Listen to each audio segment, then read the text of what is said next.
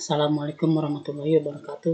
Berikut ini saya akan menyampaikan rangkuman dari mata kuliah data dan jaringan komputer dengan dosen pembimbing Novidian Natasha Eskom MMSI. Bab 1 pengenalan. Komunikasi data dan jaringan mengubah cara kita melakukan bisnis dan cara hidup kita. Keputusan bisnis harus dibuat lebih cepat dan para pengambil keputusan memerlukan akses langsung ke informasi yang akurat. Kenapa tunggu seminggu untuk laporan itu dari Jerman untuk datang melalui pos ketika itu bisa muncul hampir secara instan jaringan komputer? Bisnis saat ini bergantung pada jaringan komputer internet network. Tapi sebelum kita bertanya seberapa cepat kita bisa terhubung, kita perlu tahu bagaimana jaringannya beroperasi, jenis teknologi apa yang tersedia, dan desain mana yang paling baik mengisi yang ditetapkan kebutuhan. Satu-satu komunikasi data. Ketika kita berkomunikasi, kita berbagi informasi. Berbagi ini dapat lokal atau remote antar individu. Komunikasi lokal biasanya terjadi tatap muka, sementara komunikasi jarak jauh berlangsung lebih dari jarak.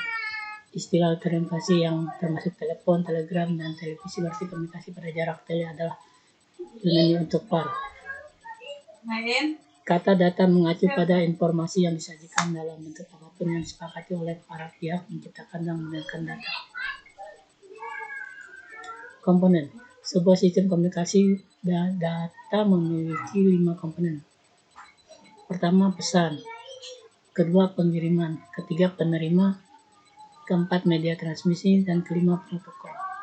Representasi data. Informasi saat ini datang dalam bentuk yang berbeda seperti teks, angka, gambar, audio, dan video.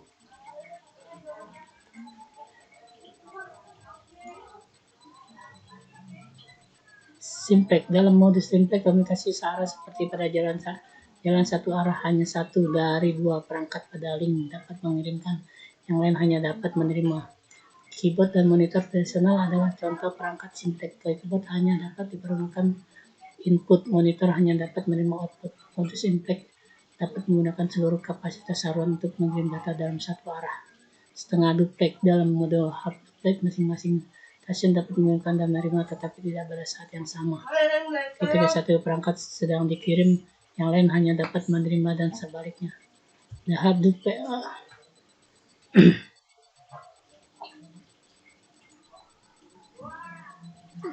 jaringan baru. Sebuah jaringan adalah set of device sering disebut sebagai node, dihubungkan oleh link komunikasi. Sebuah node berubah komputer, printer, atau perangkat lain yang mampu mengirim dan atau menerima data yang dihasilkan oleh node lain pada jaringan. Keandalan. Selain kekaratan delivery, keandalan jaringan diukur dengan kreditasi kegagalan, waktu yang diberikan link untuk pulih dari kegagalan, dan kekuatan jaringan dalam bencana. Keamanan. Masalah keamanan jaringan termasuk melindungi data dari akses yang tidak sah, melindungi data dari kerusakan dan pengembangan, dan menerapkan kebijakan dari prosedur untuk pemulihan dan pelanggaran dan kehilangan data. Topologi adalah jaringan representasi geometris hubungan semua link dan menghubungkan perangkat, biasanya disebut node atau satu sama lain. Ada 4 topologi dasar yang memungkinkan: mesh, star, bus, dan ring. Jaringan area luas, wide area network, menyediakan transmisi jarak jauh data, gambar, audio, dan video informasi atas wilayah geografis yang besar yang mungkin terdiri dari sebuah negara, sebuah benua, atau bahkan seluruh dunia. 1.3. Internet. Internet telah merevolusi banyak aspek kehidupan sehari-hari. Ini telah mempengaruhi cara kita melakukan bisnis serta cara kita menghabiskan waktu luang kita. Hitung cara Anda menggunakan internet baru-baru ini. Mungkin Anda akan mengirim surat elektronik ke rekan bisnis, membayar tagihan, utilitas, membaca koran dari kotak yang jauh, atau melihat ke arah jadwal film lokal semua dengan menggunakan internet. Untuk memberikan konektivitas antara pengguna akhir, jaringan backbone ini dihubungkan oleh satu dan switching kompleks, biasanya dijalankan oleh pihak ketiga yang disebut jalur akses jaringan (MERS). 1.4 Protokol dan standar. Pada bagian ini kita menuliskan 2 istilah yang digunakan secara luas, yaitu protokol dan standar. Protokol adalah jaringan komputer. Komunikasi terjadi di antara entitas dalam sistem, dan berbeda entitas adalah sesuatu yang mampu mengirim atau menerima informasi. Namun dua entitas ini tidak hanya mengirim sedikit arahan ke satu sama lain dan berharap dapat dipahami. Standar. penting dalam menciptakan dan memelihara pasar terbuka dan kompetitif untuk diselenggarakan dan dalam menjamin interoperabilitas nasional dan internasional data dan teknologi berkomunikasi dan proses standar memberikan panduan untuk produsen, vendor, instansi pemerintah, dan penyedia lainnya yang mengajukan jenis interconnectivity yang diperlukan di pasar saat ini dan dalam komunikasi internasional.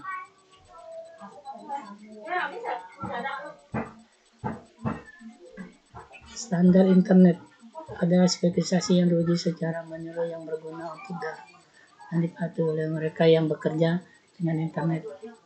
Bab 2. Moda jaringan. Sebuah jaringan adalah kombinasi hardware dan software yang mengirim data dari satu lokasi yang lain. Perangkat keras terdiri dari peralatan fisik yang membawa sinyal dari satu titik jaringan.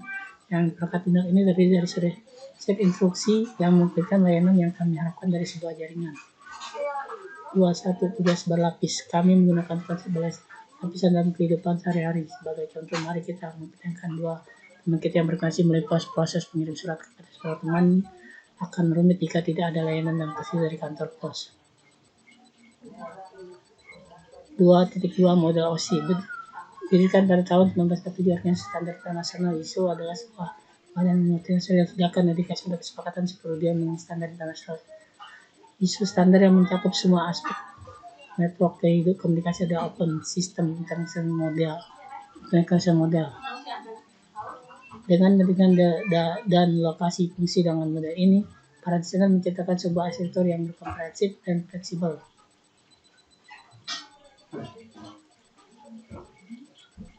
2.3 Lapisan dalam model OSI. Pada bagian ini kita secara singkat menjelaskan fungsi layer X pada model OSI. Pertama, lapisan fisik, kedua, lapisan data link, ketiga, lapisan jaringan, lapisan transport, lapisan sesi. TCP/IP Protocol Suite. Rangkaian protokol TCP/IP dikembangkan sebelum model OSI. Oleh karena itu, lapisan di suite protokol TCP/IP tidak sama persis dengan yang ada di model OSI. Protokol TCP/IP asli dijelaskan sebagai memiliki 4 lapisan: host, jaringan, internet, transportasi, dan aplikasi. Namun ketika TCP/IP dibandingkan dengan OSI, kita dapat mengatakan bahwa lapisan host ke jaringan setara dengan kombinasi lapisan topologi fisik dan data. Lapisan jaringan. Pada lapisan jaringan atau lebih tepatnya lapisan internet TCP/IP mendukung protokol internet IP pada gilirannya menggunakan 4 protokol pendukung: ARP, ARA, RP, IC, MP, dan IGMP. Masing-masing protokol ini dijelaskan secara lebih rinci dalam bab kemudian. 2.5 Mengatasi 4 tingkat alamat yang digunakan di internet menggunakan protokol TCP/IP adalah alamat fisik, ring, alamat logis, IP, dan alamat port dan alamat tertentu. Bab 3 Data dan sinyal. Salah satu fungsi utama dan lapisan fisik adalah untuk memindahkan data dalam bentuk sinyal elektromagnetik di seluruh media transmisi. Anda memeriksa sumber statistik dari komputer lain, mengirim pesan gambar animasi dari desain, atau menyebabkan bel berdiri di pusat kontrol yang jauh. Anda bekerja dengan transmisi data di seluruh koneksi jaringan. 3.1 Analog dan digital. Data analog dan digital dapat data analog istilah mengacu pada informasi yang berkelanjutan, dan data digital mengacu pada informasi yang memiliki keadaan diskrit. Sinyal. Data digital mengambil nilai diskrit, misalnya dalam data disimpan di komputer memori dan bentuk voice, dan mereka dapat dikonversi ke sinyal digital atau modulasi menjadi sinyal analog untuk transmisi di media. Sinyal analog dan digital seperti data yang mereka wakili. Sinyal dapat berubah analog atau digital. Sinyal analog memiliki banyak tingkat intensitas selama periode waktu saat gelombang bergerak dari nilai A ke nilai B melewati dan mencakup jumlah tak terbatas nilai sepanjang jalan. Sinyal periodik dan periodik. Kedua sinyal analog dan digital dapat mengambil salah satu dari dua bentuk, periodik atau non-periodik. Terkadang merujuk sebagai apriodik karena awalan A dalam bahasa Yunani berarti non. Sebuah sinyal periodik melengkapi pola dalam jangka waktu terukur yang disebut dengan mengulangi pola tersebut selama periodik tetes berikutnya. Periodik sinyal analog. Sinyal analog periodik dapat dikaitkan sebagai sederhana atau komposit. Sebuah sederhana periodik sinyal analog gelombang sinus tidak dapat diberikan menjadi sinyal sederhana.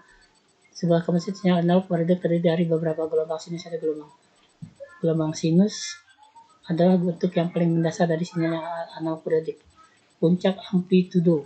Amplitude puncak sinyal adalah nilai amplitude dan intensitas tinggi.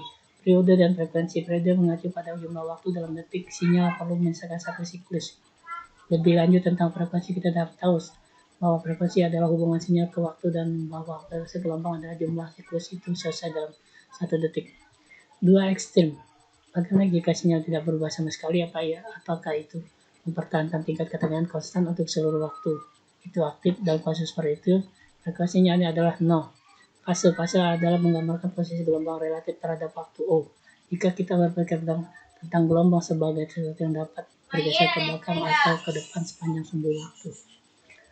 Panjang gelombang. Panjang gelombang adalah karakteristik lain dari sinyal berbagian melalui transmisi menengah. Panjang gelombang meningkat periode atau versi gelombang sinus sederhana kecepatan perawahan dan medium. Sinyal komposit. Sejauh ini kami telah memutuskan pada gelombang sinus sederhana. Gelombang itu sederhana memiliki banyak aplikasi dalam kehidupan sehari-hari. Jika kita hanya memiliki satu gelombang sinus tunggal untuk menyampaikan percakapan melalui telepon, itu tidak akan membuat akal dan tidak membawa informasi. Sinyal digital. Selain diwakili oleh sinyal analog, informasi juga dapat diwakili oleh sinyal digital. Seperti laju bit, kebanyakan sinyal digital tidak periodik, dan dengan demikian periode dan frekuensi tidak karakteristik yang sesuai. Istilah lain bitrate sebaliknya digunakan untuk menggambarkan sinyal digital. Panjang bit. Kita membahas konsep panjang bit. Panjang gelombang untuk sinyal analog jarak satu siklus pada media transmisi.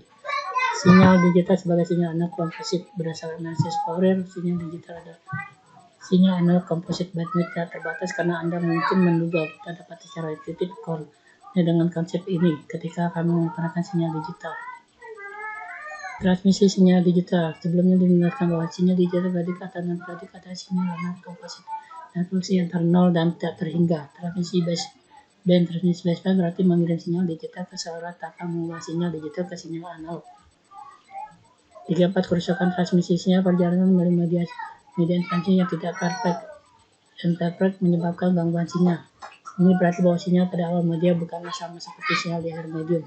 Distorsi berarti bahwa sinyal mengubah bentuk atau bentuknya. Distorsi dapat terjadi pada sinyal komposit yang terbuat dari frekuensi yang berbeda. Kebisingan adalah penyebab dari gangguan. Beberapa jenis cedera thermal, suara crosstalk, dan kebisingan input dapat merusak sinyal. 35. Data tingkat batas. Sebuah pertimbangan yang sangat penting dalam komunikasi data adalah seberapa cepat kita dapat mengirim data dalam bit per detik melalui saluran. Bagi data kita pada 3 faktor itu bandwidth, tingkat sinyal yang kami gunakan, kualitas saluran. 2 rumus teoritis dikembangkan untuk menghitung lagi data. Kinerja yang lebih. Hingga saat ini kami telah menuliskan alat transmisi dari sinyal melalui jaringan data. Mana data dapat berperilaku. Bandwidth. Salah satu karakter yang mengukur kerja jaringan adalah bandwidth. Namun istilah dapat digunakan dalam 2 konteks yang berbeda dengan 2 nilai pengukur yang berbeda. Ada hubungan implicit antara bandwidth dalam hertz dan bandwidth dalam bit setiap detik. Throughput adalah ukuran dari seberapa cepat kita dapat mengirim data melalui jaringan. Meskipun pada pandangan pertama bandwidth dalam bit per detik dan throughput tampaknya sama, mereka berbeda. Latensi adalah penundaan menentukan berapa lama waktu yang dibutuhkan untuk memastikan pesan sepenuhnya tiba di tujuan dari waktu bit pertama dikirim keluar dari sumbernya. Produk penundaan bandwidth dan delay adalah 2 metrik kinerja lain. Namun seperti yang akan kita lihat dalam babnya dan bab masa depan, apa yang sangat penting dalam komunikasi data adalah produk dari kedua bandwidth produk delay. Sekian dan terima kasih. Assalamualaikum warahmatullahi wabarakatuh.